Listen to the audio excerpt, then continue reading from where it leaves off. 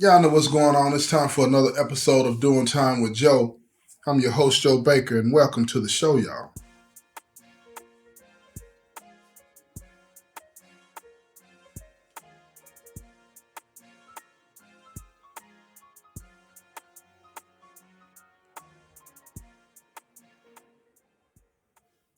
In prison, you would think that uh, part of the rehabilitation of the person in prison or the reform of that person in prison would be personal accountability, holding that individual and that individual alone responsible for the things that they did that were not in compliance with the rules and regulations of the institution or society, right? Like, for example, when if you get stopped for a traffic ticket out there, you're on your way to work or you're on somewhere that you're in a rush to, and then you happen to get stopped by a police officer and they write you a ticket, right?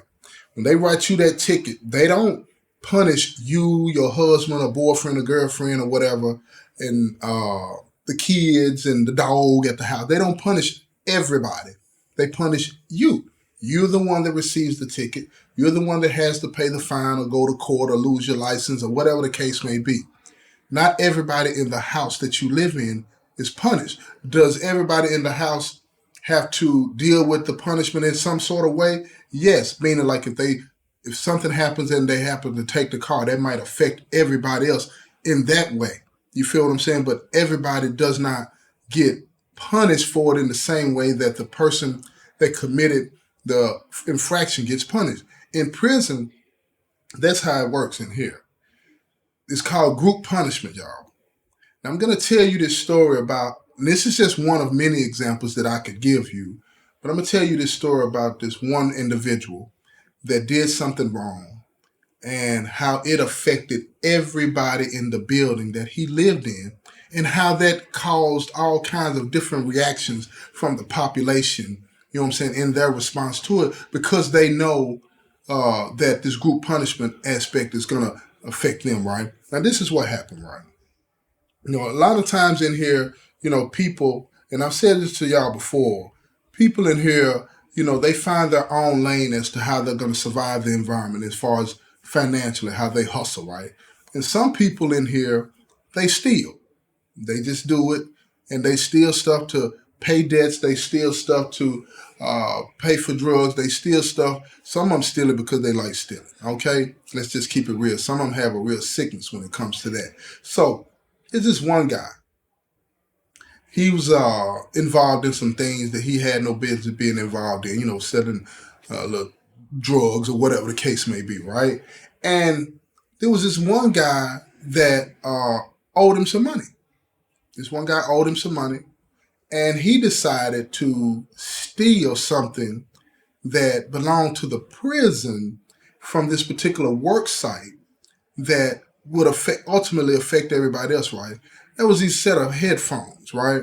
That we're not allowed to have, and they got a music room, right? And in this music room, they have all of this equipment because you got a lot of guys that are on a compound that are good. They want to get into the rap game or the R&B game or the country game or pop, indie, whatever, and they are good and they need this equipment to hone their craft, to get better at what it is that they say that they want to do.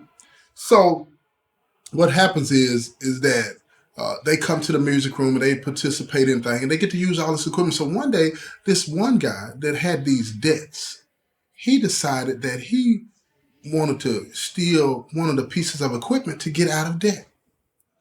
And then this equipment, like when we watch TV in prison, let me explain why this piece of equipment he thought had value to it.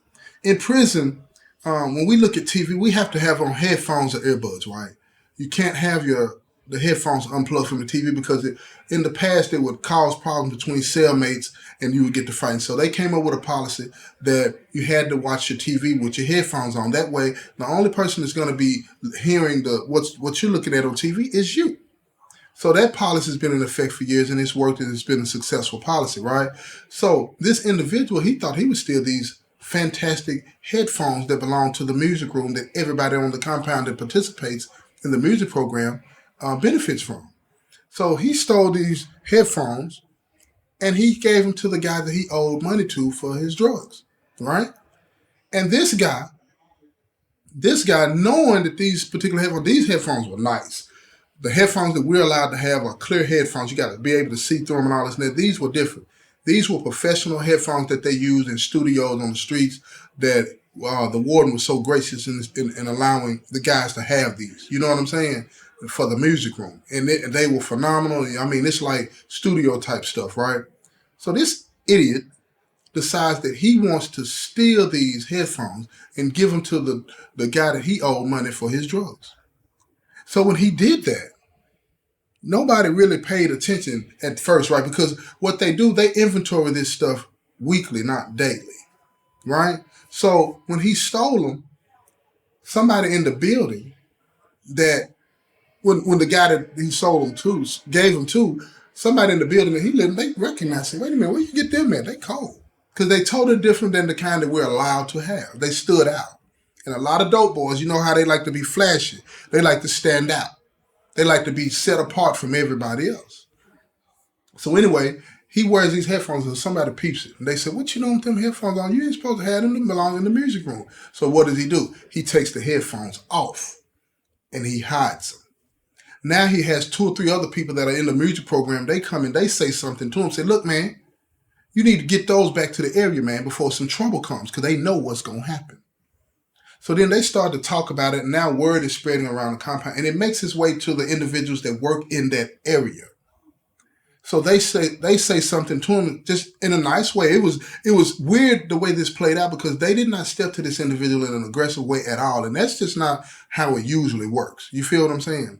So they stepped to him and they said, man, we heard you got these headphones. You're not allowed to have them. Let me get them back, man. And ain't nobody going to say nothing. I'm going to put them back in the area. That's what they told him, right? He was like, man, I don't know what you're talking about. He played the penitentiary game. I don't know what you're talking about. Because usually, you know, if you play the penitentiary game, when it ain't got nothing to do with the administration's property or something like that, right? Play the penitentiary game and wait them out. Everybody moves on. You feel what I'm saying? No. Not in this situation. You can't move on because they have to account for this stuff. So here comes the weekly inventory. They're doing the weekly inventory of all the equipment. Oh my goodness, we're missing a pair of headphones. What's going on? Where are the headphones at?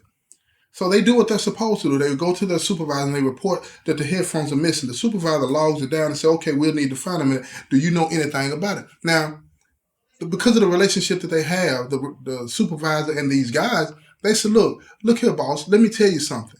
But I want to tell you this in confidence so we can try to get this taken care of and get the stuff back. So he said, what's going on? They said, well, look, we know who's got them. We heard the story, this and that. Maybe if you just tell him to turn them back in and nothing's going to happen and we're fine. Okay, he does that. The guy plays stuff. Now the supervisor's pissed off because the guy admitted to having them, but now he's saying he doesn't have them anymore. He threw them away. So now we got these very expensive headphones that can't be accounted for, that the guy that says he stole them threw them away. So what do you do? What do you do? Oh man, the write-ups are coming. They have to write him up because now it's destruction of state property and larceny. That's what it is. That's what it is.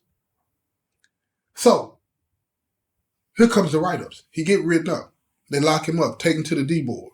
They find him guilty, give him his days, and they find him and make him pay for the headphones and all this and that, right? But the building that he lived in with the other guys, they're punished as well. How were they punished? How were they punished? Well, in this particular building, you have a lot of people that have other things going on. And in the process, because the administration never really buys what you tell them. You know what I'm saying? They think that everybody's lying. And in a lot of cases, that's true. So they said, okay, shake down and go look for them. Now you got a lot of guys that might be doing a lot of other things. They might not, nothing larcenous, nothing that bad, but they'll be doing a lot of other things. And they don't want people coming and shaking down. They might have a pack of mustard. They might have a milk. Not a big deal. But when these shakedowns come, they get punished. And then on top of that, the unit that they lived in was the incentive unit. And when I say the incentive unit, that means the unit where they are allowed once a month or once every other month to purchase a meal from the streets. Man, like Captain D's, Publix, whatever, blah, blah, blah. They are given that opportunity to spend their own money to buy something different to eat. So in response to that issue that went on that they did not do, that they had nothing to do with, they were restricted from being able to even purchase the food. And the rationale that was given, and it's given most of the time, is that y'all should have said something to us. Now keep in mind, we're still in prison. And a lot of guys are in that place where they want to do the right thing, and they do the right thing. But at the same time, they don't want to get too involved in situations because you got to still survive this environment, right? The guys that worked in this area that what he's here from, they took a big leap by even saying to the supervisor, look, man, we know what's happening. Let us try to get them back. And if we get them back, no harm, no foul. They took a big chance in doing that because they risked being labeled snitches. Because they wanted to keep it on the low, get it settled, and be done with it. And that's why a lot of people in here are reluctant to come forward. And I thought this was important to discuss because I think that a lot of people don't understand the foundation of why you see a lot of people that get out of prison and they don't want to cooperate. Because in the back of their minds, whether you do or don't, in here you get punished. Whether you do or don't. You either get labeled by the population as being a snitch, or you get punished by the administration for not saying something. And that should not be what it is. Because the individual, I believe in a personal responsibility, personal accountability. I believe that the individual that commits the infraction, whatever it may be, they should be held accountable, and them alone should be held accountable for what happens. And they should be the ones that suffer the ramifications of that, whatever that is, by law, by policy. Not everybody. But see, I think that a lot of people don't understand. They don't even have any knowledge of how it really works in here. How everybody suffers when somebody else does something. And that creates a vacuum in here. That causes people to be more aggressive. And let me tell you something else that happened in the process before the guy that did all this went to the hole. Because of all of this stuff that was going on, you had a couple of guys that stepped to him and threatened him and said, look, if you don't get that stuff and turn it back in, it's going to be problems, man. And the only reason that they did that because they were afraid of what was coming down the pike with the group punishment. That type of group punishment causes people to react in different ways. And most of the times it's not beneficial because you're dealing with people with different personalities. They see the world different. And you have this way of the administration, and then it's not just one prison, it's all prison. They have this way of dealing with issues in a way that are more destructive to the way a person sees and thinks than positive. And it continues to cause problems. The individual should be held accountable, and only the individual. Because even if you see something, you're reluctant to say something in here because you're going to get popped upside the head one way or the other. You're either going to be labeled a rat or you're going to be, you know what I'm saying? And if you don't say anything, you're going to be labeled as, okay, you don't want to help us out. You don't want to cooperate. We're going to punish everybody in the building. Either way, you lose. And that is why you have a lot of people that get out of the penitentiary and don't want to be involved. They don't want no smoke. They don't want no trouble. If they see something, they ain't see nothing. They're not going to say anything. That is why. One of the reasons why. That's one of the reasons why right there, y'all. That's the foundation of why people that get out of prison just don't want to be involved. Because they're tired of being beat down.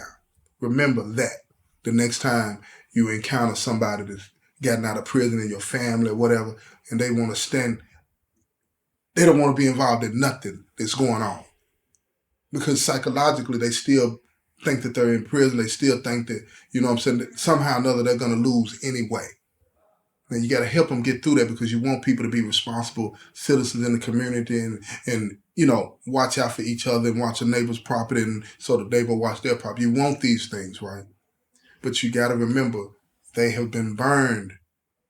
They have been burned, and that's why people get out of penitentiary and think the way they do. This has been another episode of Doing Time with Joe. I'm your host, Joe Baker, and I say peace out.